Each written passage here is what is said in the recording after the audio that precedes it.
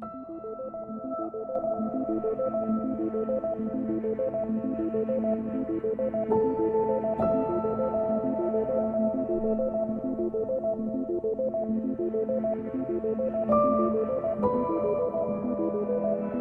Kiai dua sudah, kata Kiai.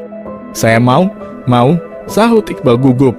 Iya sudah saya isi mau ilmu kebal senjata kan, Iqbal manggut. Aku yang waktu itu membereskan gelas minuman juga ikut heran, apalagi Iqbal. Karena memang Kiai belum menyentuh Iqbal sama sekali. Melihat Iqbal ragu, Kiai segera memanggil Kunto, santri dari Sumatera yang tubuhnya gempal. Setelah Kunto menghadap, Kunto ambil golok, kau tes si Iqbal ini, kata Kiai tenang. Iqbal pucat, kulihat keringat dingin membasahi jidatnya. Tubuhnya gemetar. Aku tak berani membayangkan apa yang dipikirkan Iqbal. Mungkin dia menyesali telah datang ke sini. Atau mungkin membayangkan kulitnya sobek sampai ke tulangnya kelihatan memutih lalu darah mengucur dari lukanya. Lalu tubuhnya ambruk mati. Kunto telah datang membawa golok. Semua santri memiliki golok, senjata khas yang dipakai santri untuk mengambil kayu bakar di Gunung Putri. Di pondok ini para santri makannya ditanggung Kiai. Kalau Kiai ngasih beras, maka nasi yang dimakan. Bila adanya ubi maka ubi yang dimakan. Bahkan tak jarang berhari-hari kami makan daun singkong yang direbus saja.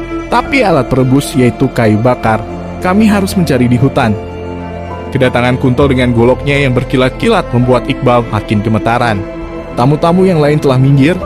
Sebelum Kunto datang mungkin takut kecipratan darah. Apalagi tamu-tamu wanita makin jauh.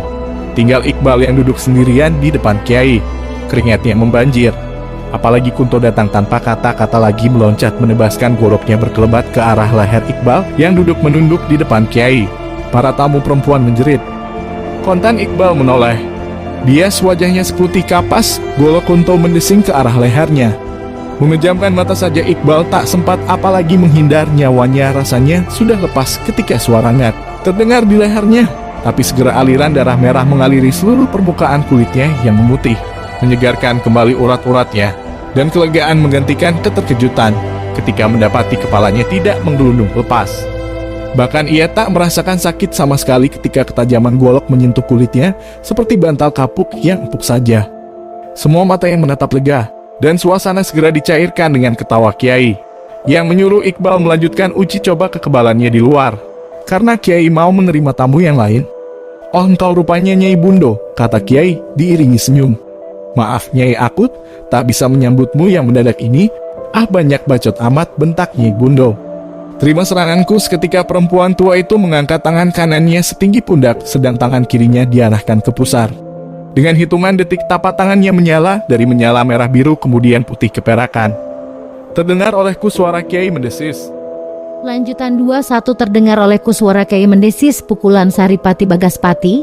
Tangan Kiai mendorong lutut sehingga tubuhku meluncur seperti beroda dan menetap di tembok. Kulihat tangannya Ibundo dipukulkan ke depan. Terdengar suara bersiutan seperti suara mobil yang jalan kencang lalu direm mendadak. Ketika cahaya itu lepas dan menghantam dada Kia, semua orang di situ matanya melotot, udara terasa panas, rasanya seperti dalam oven. Cahaya yang menghantam Kia begitu mengenai dadanya, cahaya itu langsung amblas. Ia tetap duduk tersunging senyumnya, seperti tak terjadi apa-apa. Bahkan pakaian putih yang dikenakan sama sekali tak berkibar.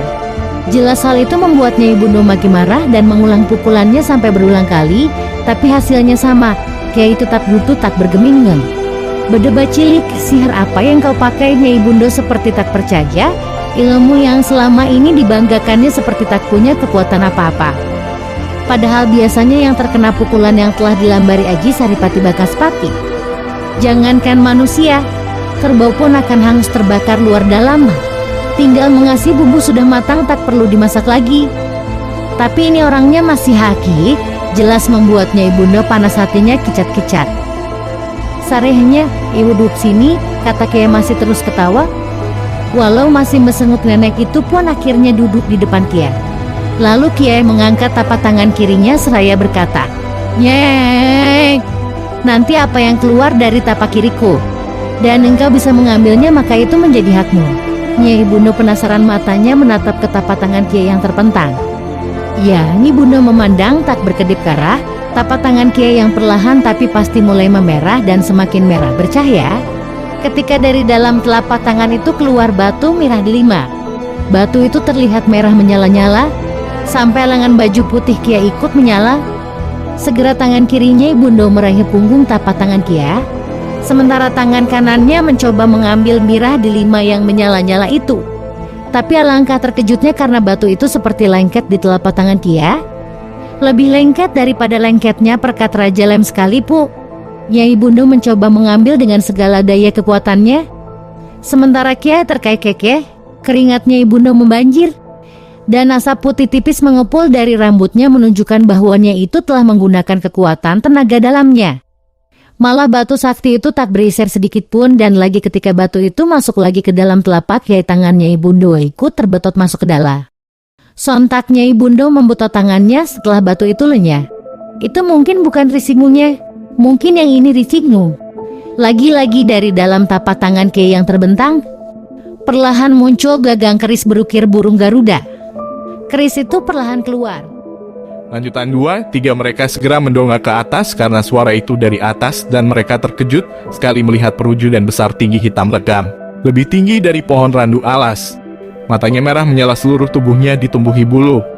Serempak mereka berdua bersujud menyembah, karena mereka tahu itulah Jasaka, jin yang mereka sembah, yang memberikan berbagai ilmu sihir dan ilmu kesaktian. Kata jin itu dengan suaranya yang membuat bumi yang dipijak kedua orang itu bergetar jeblang. Jebleng, celaka, celaka, sang raja akan datang ke sini. Kalian sambutlah dia dan ikuti apa yang dikatakannya. Sebelum dia marah dan menghancurkan bangsaku, maka aku akan membinasakan kalian berdua. Setelah menemui sang raja itu, kedua pertapa Dayak itu menceritakan pada Nyai Bundo, perempuan itu yang tak ada hubungan dengan Jasaka tanpa takut. Dengan petunjuk dari Lu Bajul dan Lu Landak segera mencari keberadaan sang raja. Aku jadi ingat pada satu malam setelah wirid malam aku tertidur pulas. Dalam tidur aku bermimpi Kiai mengajakku, "Mas Ian, ayo temani aku jalan-jalan." Begitu kata Kiai, lalu Kiai menggandengku. Tubuhku terasa ringan seperti kapas, melayang cepat laksana kilat, melintasi pohon melewati gunung, melayang seperti Superman dalam film, melintasi laut menuju pulau. Perjalanan begitu cepat. Lalu tubuh kami melayang sebatas pinggang, nampak oleh kedua orang duduk bersimpuh menyembah-nyembah. Ampun Raja, apa yang Paduka inginkan? Aku hanya ingin kalian hentikan membunuh orang, kata Kiai masih memegang pergelangan tanganku. Baik Paduka, kalau boleh tahu siapa gerangan Paduka? Aku Kiai Lentik, penguasa Gunung Putri. Setelah berkata itu, maka Kiai pun segera menarik tanganku kembali, melesat cepat, dan aku terbangun. Hari sudah pagi. Kejadian malam itu aku menganggapnya hanya mimpi saja. Ternyata kini aku tahu bahwa itu nyata. Apalagi setelah menguasai ilmu Raga Sukma, melepas Sukma itu adalah hal yang biasa saja. Terbang kemana saja sekehendak kita. Lanjutan 2, 3 mereka segera mendongak ke atas karena suara itu dari atas dan mereka terkejut sekali melihat perwujudan besar tinggi hitam legam, lebih tinggi dari pohon randu alas. Matanya merah menyala, seluruh tubuhnya ditumbuhi bulu.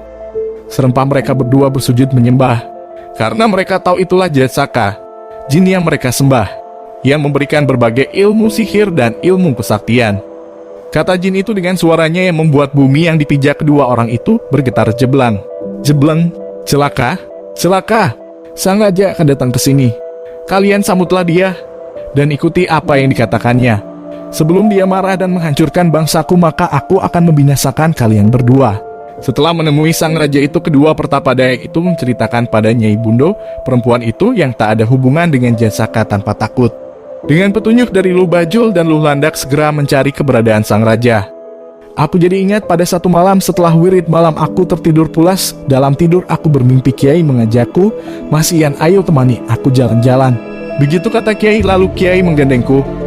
Tubuhku terasa ringan seperti kapas, melayang cepat laksana kilat, melintasi pohon melewati gunung, melayang seperti Superman dalam film, melintasi laut menuju pulau. Perjalanan begitu cepat. Lalu tubuh kami melayang sebatas pinggang, nampak oleh kedua orang duduk bersimpuh menyembah-nyembah. Ampun Raja, apa yang Paduka inginkan? Aku hanya ingin kalian hentikan membunuh orang, kata Kiai masih memegang pergelangan tanganku. Baik Paduka, kalau boleh tahu siapa gerangan Paduka? Aku Kiai Lentik, penguasa Gunung Putri. Setelah berkata itu, maka Kiai pun segera menarik tanganku kembali, melesat cepat, dan aku terbangun. Hari sudah pagi. Kejadian malam itu aku menganggapnya hanya mimpi saja. Ternyata kini aku tahu bahwa itu nyata. Apalagi setelah menguasai ilmu Raga Sukma, melepas sukma itu adalah hal yang biasa saja. Terbang kemana saja sekehendak kita.